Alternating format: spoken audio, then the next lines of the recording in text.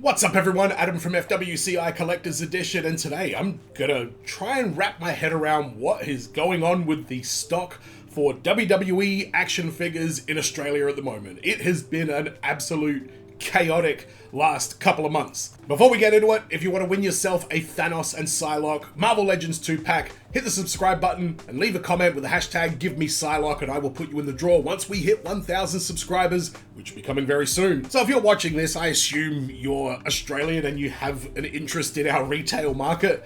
But as I'm sure you're aware, it has been a pretty rough few years for WWE action figure collectors. Like, just a complete absence of stock.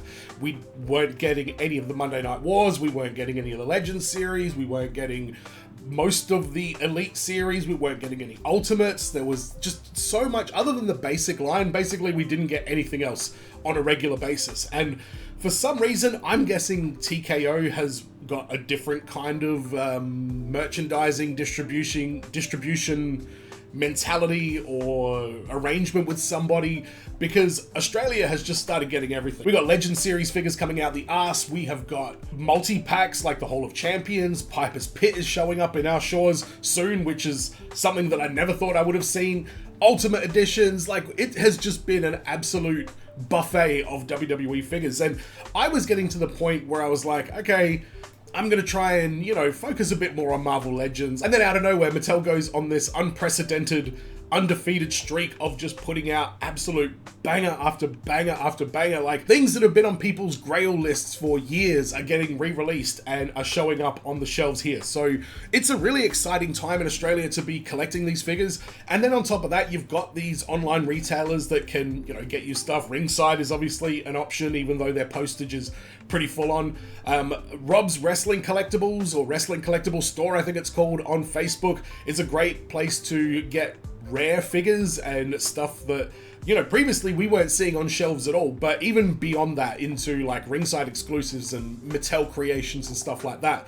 So we've got more options now than I feel like we ever have. And as a result, man, I'm just looking around me right now. I have just been collecting and accumulating, it feels like, so many can't pass up 10 out of 10 action figures that I'm seeing in retail for regular price. So I'm just going to go and review all of these in one video.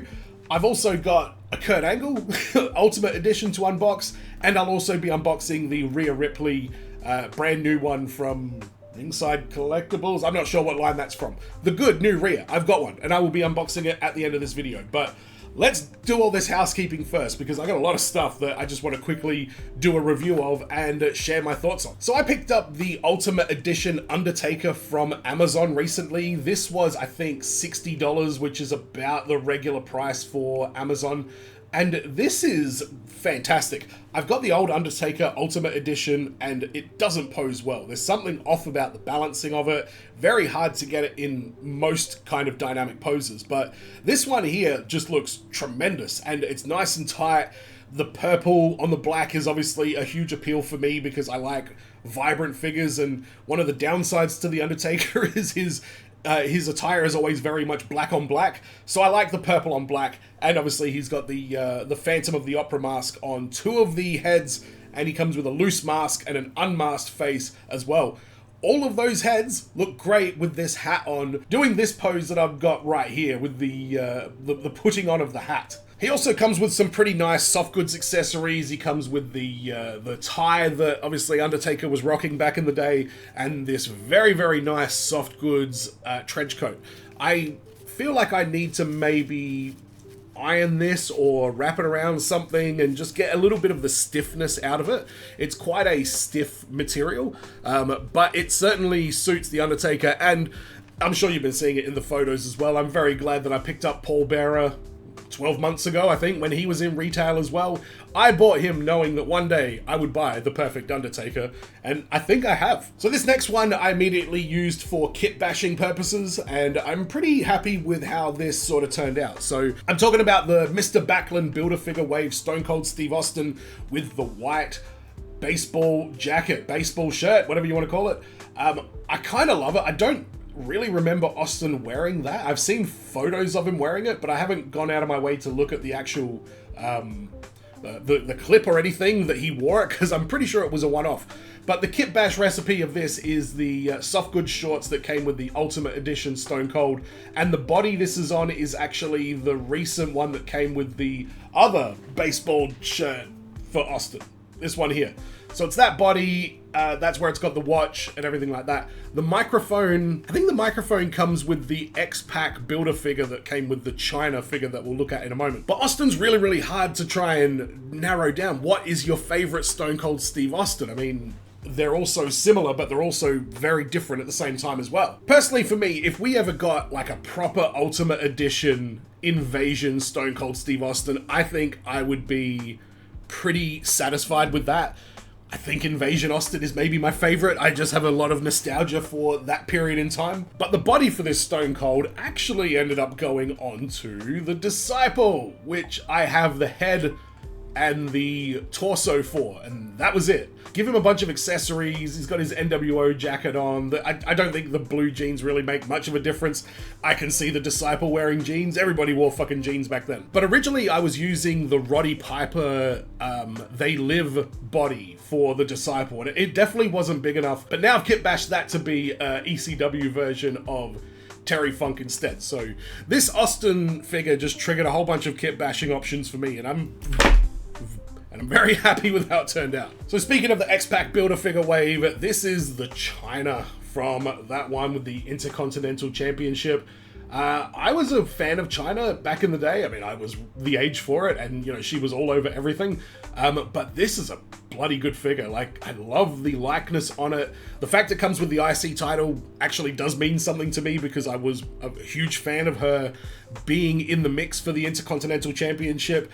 Her work with Eddie and Chris Jericho and everything like that immediately comes to mind. But there's a lot of good detail on this figure here, and this figure comes with 8 hands. She comes with gripping hands and fisted hands in both glove and non-glove form for the China. And then she also comes with a set of fisted, gripping, what would that be? 1, 2, 3, 4. And then there's X-Pac hands in there as well. Maybe some more, I can't remember. But this figure also has quite a lot of articulation in the torso area, which has actually made for quite useful posing as well. So I think this is actually a 10 out of 10 figure. I can't really fault it in any way. It would obviously be nice to have the new waist articulation, but she looks jacked. She looks beautiful. Love this version of China. She is, again, I look for like the creme de la creme version. That's probably going to be it. I haven't seen the SummerSlam Wave one yet, but I don't know how much better I'm going to get than this one. I don't know if I'll do the X-Pac Builder figure. I don't know. Like I say, these are showing up in retail. So, sorry, just to clarify, the Stone Cold I got in Target, Kmart, or Big W, one of those three. China was also from one of those retail stores as well. So these are things that I'm able to actually finally get in person. Up next is the Randy Orton Ultimate Edition from Amazon. I got this for 40 bucks. This is only $5 more expensive, you know, if you don't include the posting, but free postage. This is about the same as buying an Elite figure in the stores, and this is a fucking amazing figure. Like, I don't know what it is about this. Like, the stiffness slash looseness of all the joints and everything like that is absolutely perfect. He's so like slender. He really has that like 2004 Randy Orton appearance. Everything about this, the face scans, all 3 of them are good. One of them, he looks a little bit dopey, but I think that's the face scan from the thumbs down 3-pack with Batista and Triple H, because he looks like he's going, oh no.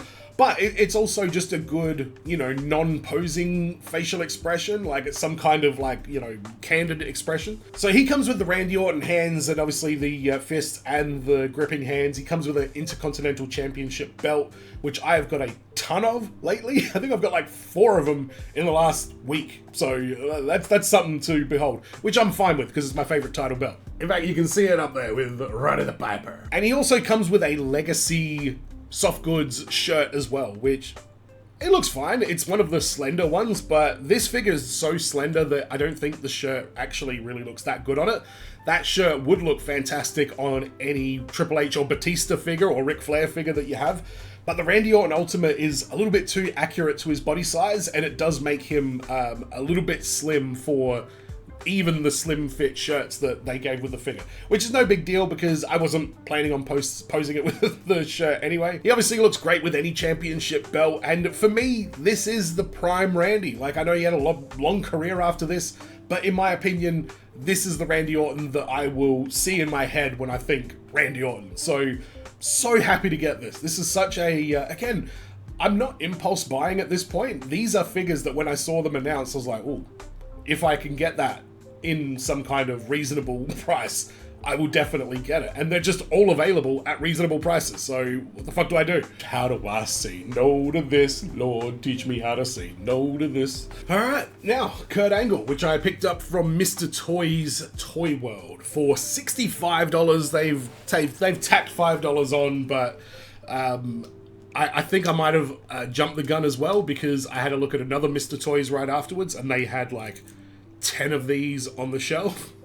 Nothing else, no Diamond Dallas Page or anything, which is another one that I would definitely pick up.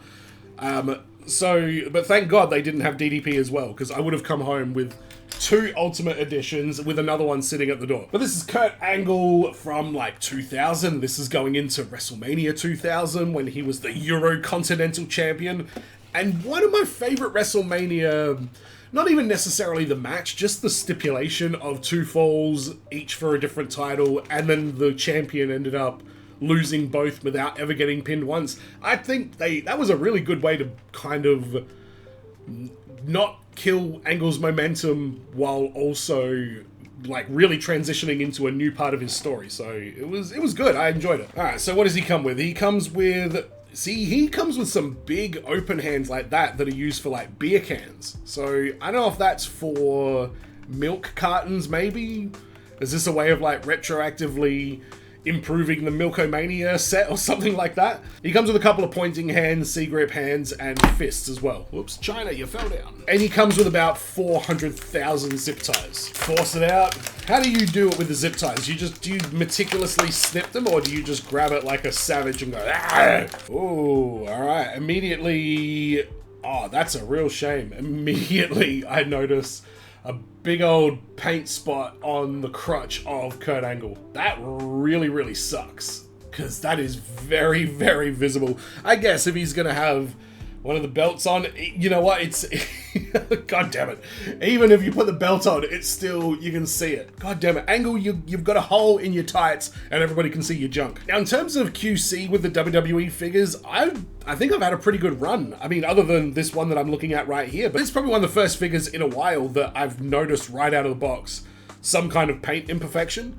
But having a look at the rest of it here, it all looks okay. There's a little bit of like, not quite scuffing, but just like activity, I guess, for lack of a better term, on like one of the hip joints. The paint on the actual tights themselves, the stars and everything, they all look good. The head looks good. I mean, we got the red elbow pads, all the Ultimate Edition articulation and everything as well. Got butterfly joints. He does the splits. You got drop down hips. I don't know if you can see it there. Just on the hip part is like just a little bit of like inconsistency with the color. I'm not entirely sure what it is. And I don't know if that is supposed to line up perfectly or not, but it doesn't really like to sort of stay in the pose of it being lined up. So I don't know, maybe I just need to have a fuck around with this figure and see how it goes. But honestly, with all these imperfections that I'm seeing here, this still looks unbelievable. This still looks great. I don't know if I've got his...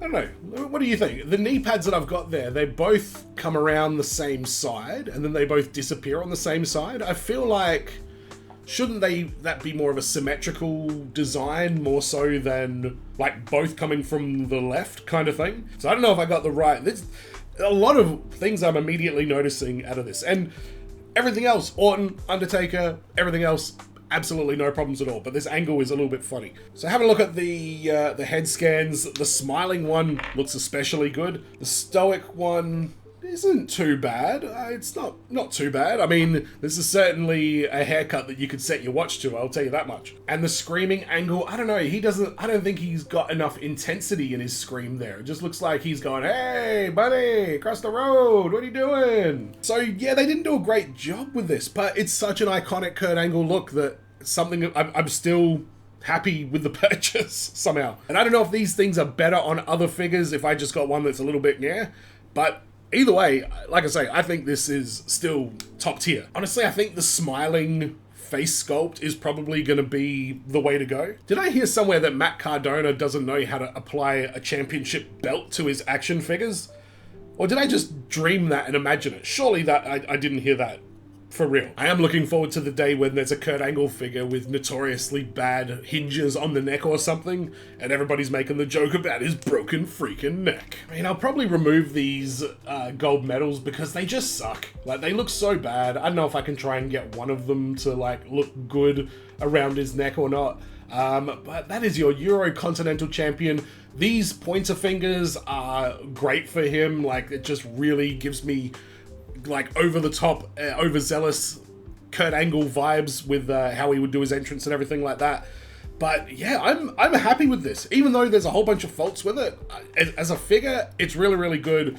Maybe one day if they're in like $20 clearance or something like that, I would replace it to see if I can get a better version. But overall, I'm still happy with this, even though it has a couple of... Put your penis away. Oh, hang on. I don't see his penis. I only see tights. Alright, so maybe that will have to be the way. Actually, I should really try the WWF title on him, see how that looks.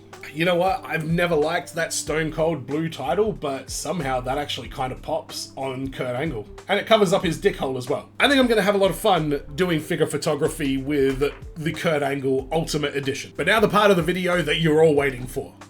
The Broke Corbin insurance scam figure. Just kidding. Rhea Ripley Ultimate Edition. So what wave? This is in a wave, isn't it? It's in the wave with like Hogan, I think. So yeah, whatever wave this is. Does it say it on it? Absolutely no idea. But she is 5'7" or 1.7 meters from Adelaide, South Australia, who does the Riptide and wins women's championships and women's tag team championships. By Survivor Series War Games 2024, Rhea Ripley had been stripped of her women's championship and dealt with a shattered orbital bone thanks to one Liv Morgan. But that was nothing compared to the brutality Ripley unleashed inside of the War Games cage. War Games Rhea Ripley. I am here for all of this. I remember the match. I don't specifically remember it being an amazing match. Oh, hang on. Was that the year that it was fucking... It was amazing. I think there was one women's War Games match that just blew my socks off. I can't remember if this was it or not. But let's have a look at this packaging because they have started adding a little bit more zing to some of these packages. So on the bottom it says, "This is my brutality." And on the top it says, "The Eradicator." So this obviously has this unbelievable soft goods piece here. Wow, that is spectacular. All one piece, and no like wires in it or anything like that.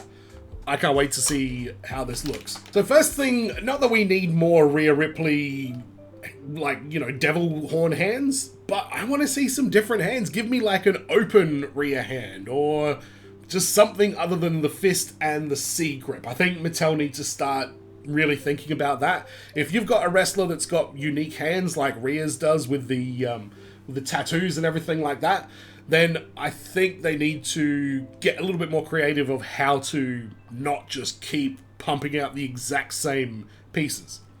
If you want people to buy the figure, even though they already have the character, you've got to put something else in there to, you know, entice them a little bit. Alright, so I've got Rhea's horn here, her mask here. It looks a little bit folded over. I don't know if it's meant to be like that at the back there. It almost looks like one of those horns is facing the wrong way. I blame Little Alex Horn personally, but, you know, that's a story for another time. And here she is in all of her glory. I mean, I'll show a much better photo than that, but I don't mind it. I wasn't a huge fan of that face paint. I like that it's this warlike face paint, and it does look very cool.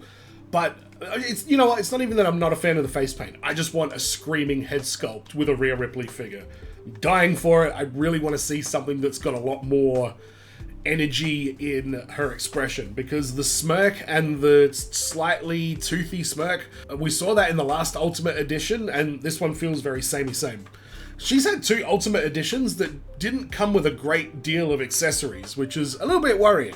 Okay, so here she is. This is the Rhea Ripley Ultimate Edition.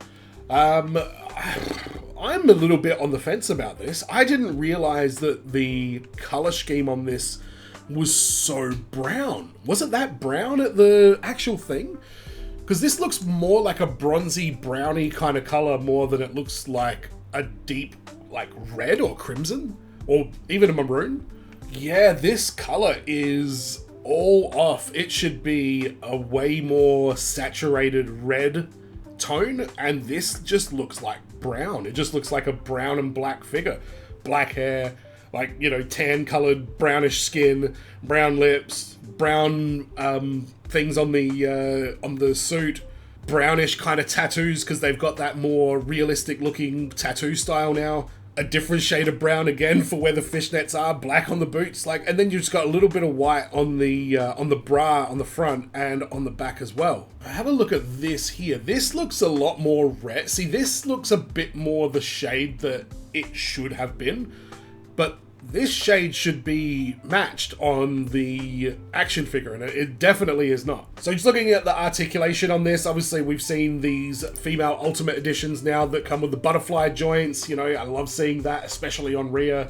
She's got nice big jacked arms. The arms do pop out. Yep, the arms do pop out if you need to do that for some reason. I find with the male Ultimate Editions, I've been using Rowdy Roddy Piper's leather jacket for different photos and stuff like that.